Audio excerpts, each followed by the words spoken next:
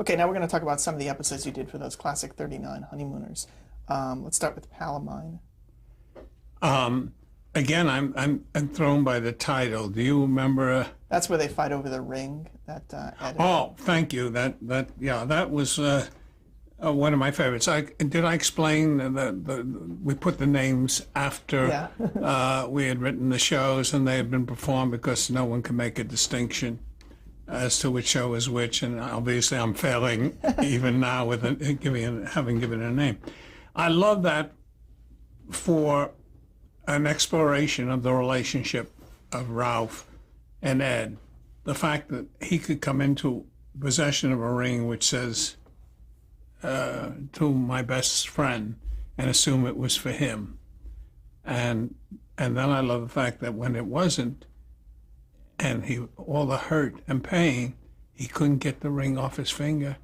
And nevertheless, Ed was impervious to all this because he was more concerned that now he had to present the ring to his boss while it was on Ralph's finger. And I thought, that's a marvelous comic situation. And how long could Ralph suppress his anger? When would the eruption come? And you let Gleason feel that. You don't write that, you know. And when Ed took that hand and was presenting the ring to the boss, I think I had as much fun, Sid and I had as much fun watching what was going to happen as the audience did. And then, of course, Ralph won't talk to Ed, and it had that lovely twist in the story that as a result of Ralph not being available for bowling, Ed goes to work in the sewer, and there's an explosion. And then Ralph realizes what Ed means to him and goes to the hospital, unaware that Ed has been dismissed, and volunteers to give blood, whatever that man in that room 123 needs. And that was my second favorite moment in the show, when they're wheeling out Ralph in for the blood transfusion, and he passes Ed, and they say hi to each other. And then the realization that Ed is all right, and he's in that room and has to give blood to an absolute stranger. So, also I have another memory. Both men stayed in character. As I said, if something went wrong, they never stepped out of character and commented about what went wrong. And so there was an enormous integrity. And because it was live, it was happening at the moment, the audience respected them for that. And there was some harmony that was established. In this case, Ed, the doctor had helped Ed, and Ed was on his way out. And suddenly Norton turned and said, "Doc," and the actor turned. I totally surprised there was no line there. Then Ed said, "RX," and left. And I love that he was speaking medical terms in his mind. I think if you listen on the tape, you'll hear the loudest laugh comes from Sid and me, because none of us knew what he was going to do. But it was typical Norton, RX. So right. Yeah. Can you talk a little bit about the Ed Norton character and how Carney portrayed him? Well, that was one of those blessings that happens. Art is a consummate actor. He lost himself in the character. And as you know, I've worked with him many times since then. And Ed Norton was an original character, and beautifully interpreted by Carney, and also he embellished it with moments from his life. When I asked him about the hand movement, there were two elements combined. His father, in those days, a shirt was very expensive, so you'd buy collar and cuffs, which were less, and you could put a jacket on, and it looked like you had a shirt on, and you would do this so the cuffs would come out. Shooting the cuffs that would pull the jacket up, and you see the cuffs. So his father used to do that all the time. The other was, whenever Art brought home a report card that was poor, it had to be signed by his father. And his father was very reluctant to sign it, so he'd dip the pen in the ink and he'd go like this. He'd alternate, so you could see this became characteristic, a Norton characteristic based on Art's powers of observation. And then he started to add it to, he was a good piano player. And so we have a couple of times when he had to play the piano.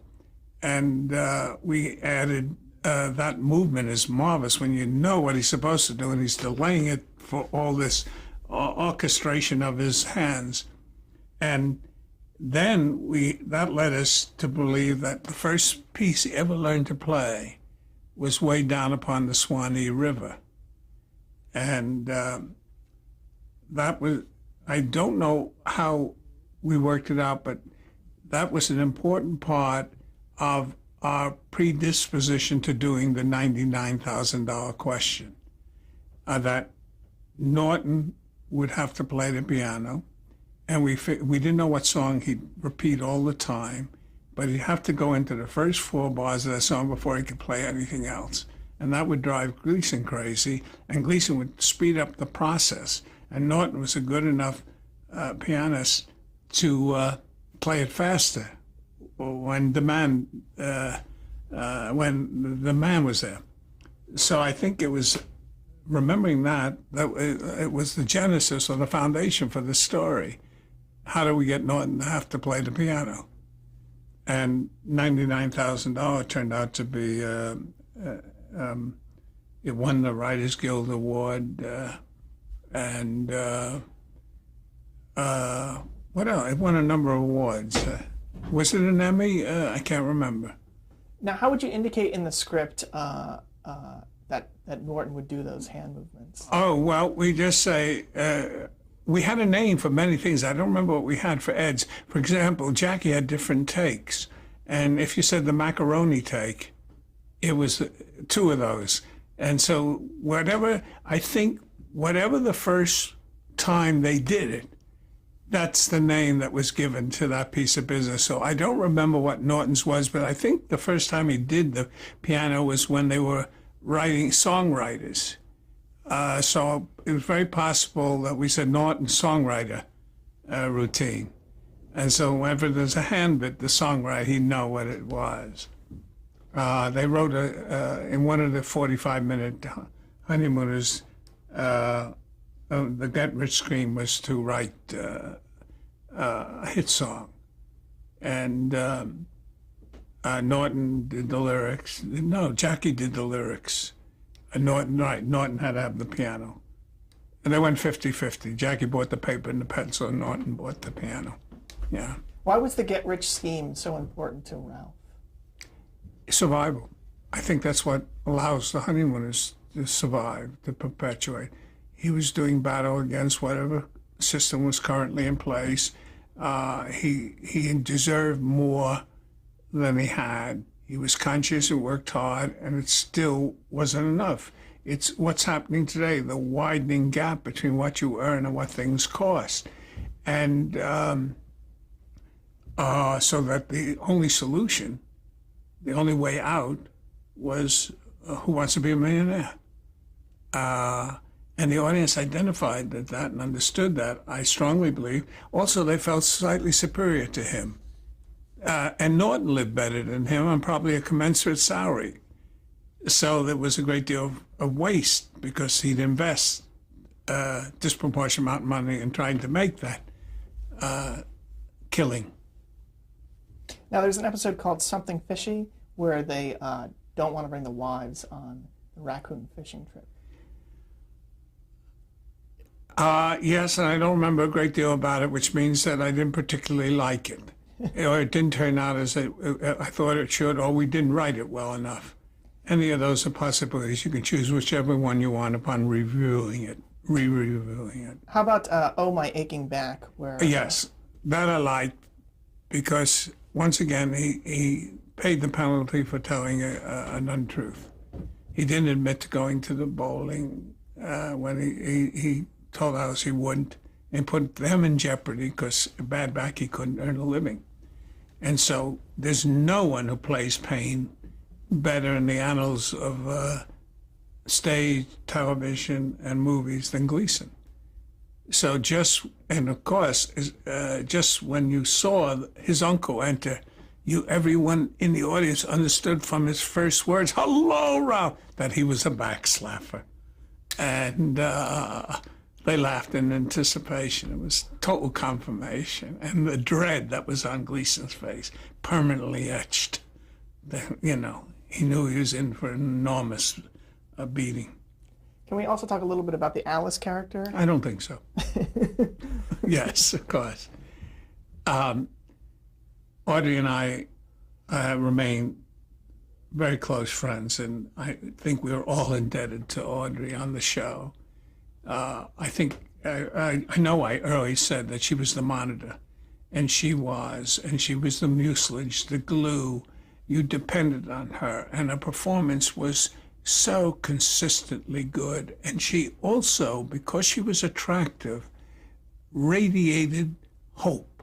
It was, he had something, and only a question of recognizing it. He had this marvelous wife, both spiritually and physically, and so that he wasn't the loser he thought he was. And it was only a question of time, hopefully the audience, I imagine, felt before he'd recognize this. And I think it was very important that Audrey portray the character she did. She was never critical of him if he didn't initially attack. She would never put him down gratuitously. She'd respond to his unwarranted assaults. And so therefore she was essentially in the right, and he would recognize it by the end of the show. Gleason was very astute in constructing these characters. So Baby You're the Greatest was always the predictable recognition, but almost the required one. No. How did Audrey Meadows stand up to Gleason in those scenes where, I mean, how did you manage to make Ralph still more sympathetic even when he's screaming? Again, that's built into the actor and the camera. There's something that tells you that underneath this, there's a good person. There's somebody. And then the fact that she was still there the next week, or she weathered these, or she had the retort that diminished him, or you know, she was responsible when he would say, "I'm the king and you're nothing," you know, and those, "I wear the pants around this house and your pants would fit around this house." Yes, you know, there was always that marvelous response, and the audience therefore made it permissible for him to berate her because they wanted to hear the retaliation, the next punchline. You know. How about the one called The Babysitter? Is that involve she's earning a living as a babysitter, and he thinks that was pure jealousy plot. Every once in a while he fell back on one of those. We did about 1 or 2 a year. How about A Dog's Life? Oh, I love that because it's true, and I have to give you the events that led up to it. My father-in-law was telling me that on Thursday nights they eat home, and Bianca, Jimmy was saying, Bianca, his wife, my mother-in-law, prepared the dinner, and as he was eating the meat, he said, "Bianca, this is he told me, it tasted very strange." And she was very defensive, and she bought the finest meats, never, ever went to any compromise in terms of food, and very defensive. And then she was chagrined to learn that she'd inadvertently put the dog food in the refrigerator, and that's what she'd used. So she told him, and of course sworn to secrecy, was most apologetic, but he couldn't wait to tell it to me. And I said, "Jimmy, that would make a perfect honeymooner story." So you can't. I said, "But she'll think, you really think she'd be upset?" And I said, "It's too good not to do." So I told it to Sid, and we wrote it. Now we decided we'd invite Jimmy and Bianca to see that show.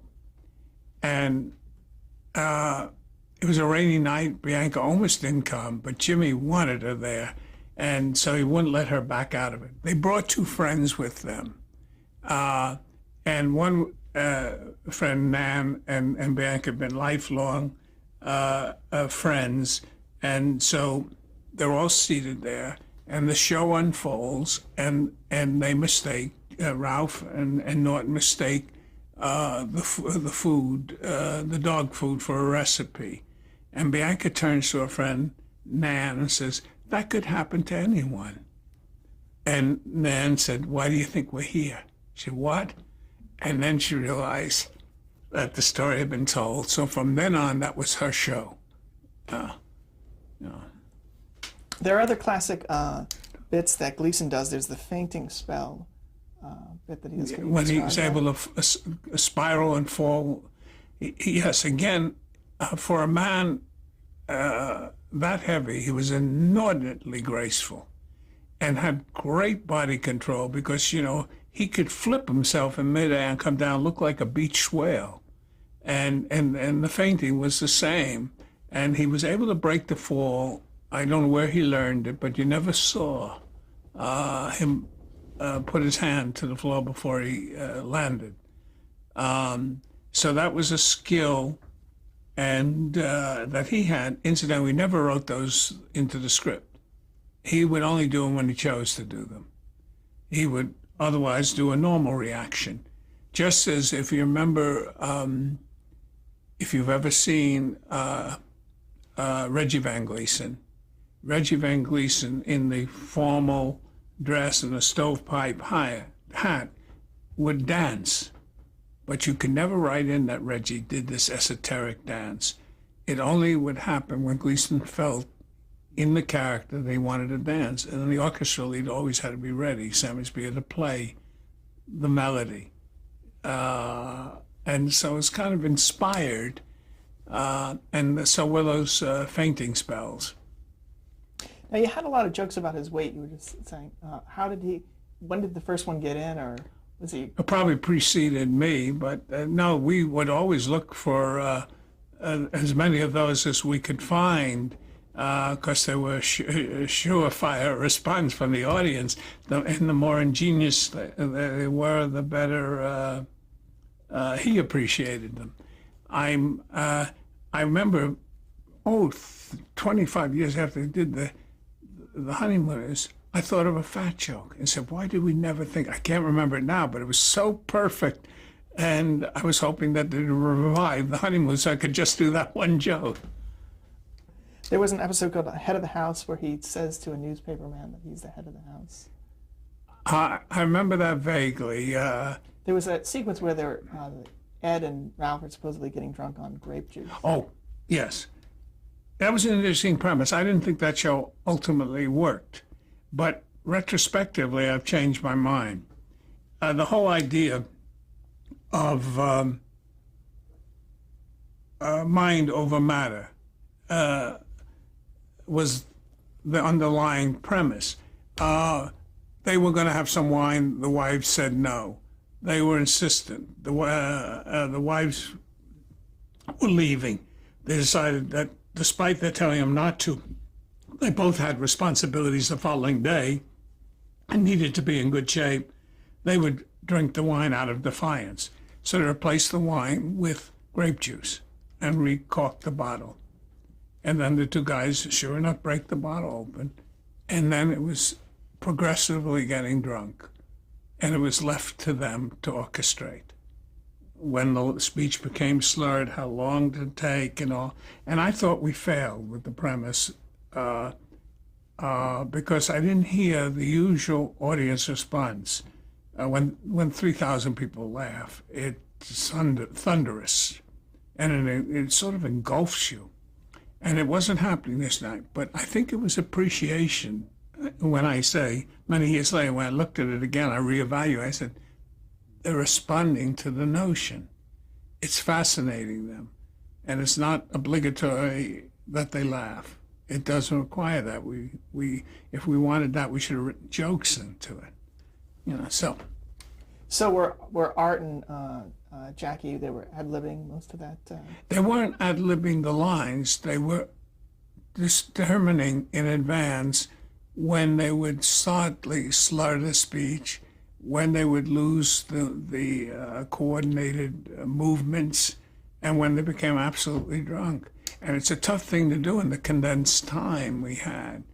They deserved an hour or more for that. And so that was also part of the problem. We asked them to do it in 27 minutes or 26 minutes. Television, believe it or not, the half hour was 26 minutes, then now it's 22. So you can see what's missing in most story and character. You're getting vignettes. Forgive the editorial comment, just entered. Yeah, so I said we were demanding perhaps more than they could deliver. But somehow now it looks better than it did then. So there's one that had a mystery plot called Trapped. I'm trapped. That's the one where Ralph thinks that he witnesses a crime, and then the thugs come to get him. Oh my, I'm vague on that. I can't be very helpful. We had thugs come to get him quite often. If there was a weakness shown. Did you do mystery stuff often? You know, with that experience from Abbott and Costello and the Sam Spade speech. We did. You mean in Gleason? Yeah. Yeah. Remember in the live show, the hour show rather, they're all live. We did a couple of plots where he was witness to a crime, or where he had taken a satchel that belonged to the mob. And I imagine Trapped is in that genre. I just don't have to remember it in detail. If you tell me that Sid and I wrote it, I'll be unnerved. So withhold that information. There's one called On Stage where Ralph. See, I have a memory of that for one word. That's where he's going to perform for some charity function, if I remember correctly. And he and Norton are going to, Norton's going to help him rehearse his part. And Norton reads the other character.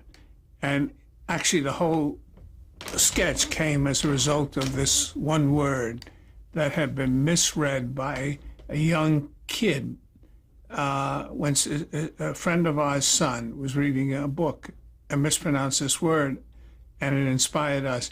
Norton says, he's playing a rich man. He said, I am a man of infinite wealth.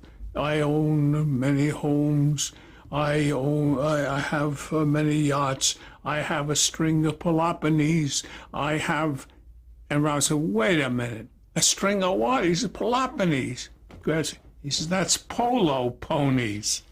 And that led to us saying, my God, if we can put him in a position like that, where from then on, Ralph was never able to say that line without saying Peloponnese. And he can't shake it. And that became the premise. And, you know, when he gave the performance and people come back and say how brilliant he was, and they all want to know what Peloponnese. I'm enjoying it now. Yes.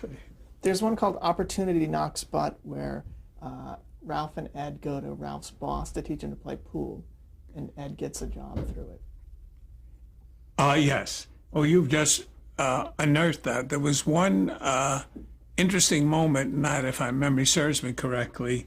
Ed wasn't feeling well, and he was having trouble on stage, and I think Jackie realized that, and he was on the verge of throwing up and being very sick, and Jackie said, Norton, you better call Trixie. He invented some line to get Norton off stage, and then he did both parts himself, and Ed was able to go to the bathroom and relieve himself. Do you remember the specific scene on that?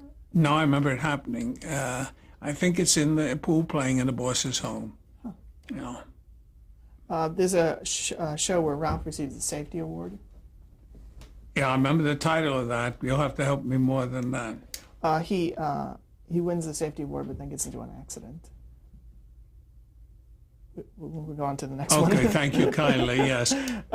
Mind Your Own Business, where Ed ends up getting fired because Ralph gives him bad advice. Yeah, well, again, the strength of that is in the premise that you give somebody advice that you wouldn't necessarily follow, or you might do, which is not applicable in another situation. So again, we all seek counsel from people who may not be qualified to guide us. So there was always an attempt at a basic truth to make a show work. That's why I occasionally apologize for the gangster ones. But those are the formularized stories that every once in a while you desperately need, because nothing out of life is sponsoring you any new ideas. All right, two more I want to ask you about. One's called A Man's Pride, where Ralph pretends he's the head of the Gotham Bus Company when Alice is older. Yes, again, I like that for the vulnerability of Ralph, that a friend of his succeeded and is a success in the world, and a man he didn't admire or think that much of, and now here he is, a lowly bus driver. And instead of being prideful about what he does and does well, he pretends to be something he isn't. Okay, basic story, but it brought to a marvelous moment where they're all in a nightclub or a restaurant and a very expensive dinner, and Ralph has insisted that he'd pick up the check. And Alice says, you can't afford to. He can afford to do it. He's successful. Don't pretend. Don't be what you're not. Be thankful that we're having dinner with old friends. He said, I've got to make the first offer. He's not going to let me. And that's where a man's pride comes in. And he does indeed say, whatever the other characters, Harry, let me get the check. And Harry says, okay. And now he has to make the admission he can't afford it. And it's then that we learn neither can Harry, that he too is pretending. And suddenly the realization that nothing is what it seems it is. We all are unwilling to admit who we are, envy, whatever it is, all the lessons. And so they chip in and pay the check. The last one I want to ask you about is Alice and the Blonde. Yes, I'm trying to remember the premise. I remember Maureen Arthur played the blonde, and she was married to a comedy writer. Why am I blocking out? Aaron Rubin, yeah. And this is the one with, there's also another famous ad lib in this with Art Carney where the table is hit. Do you recall that? No, I don't. You want to? What was it? Do you remember yourself? Tell me. Well, he says, "The cattle get it." I think is the line that he uses. Don't remember that. Yes. So Frank Sattenstein is the credited director on the Right. show. So what did he contribute? A great deal of patience, because he had to work without the lead actor most of the time. And I think Frank, and this is subjective, but I think Frank photographed the show like a football game, and he regarded Gleason as the ball. So he always stayed with that and figured everybody else will find their way into the shot, because it was very difficult to pre-plan. But he was also had good sense of timing on his cuts. And because it was going out on the air as it was being shot, that's very important, that you have that impeccable sense of when to move the camera or cut. Okay, we'll have to cut here.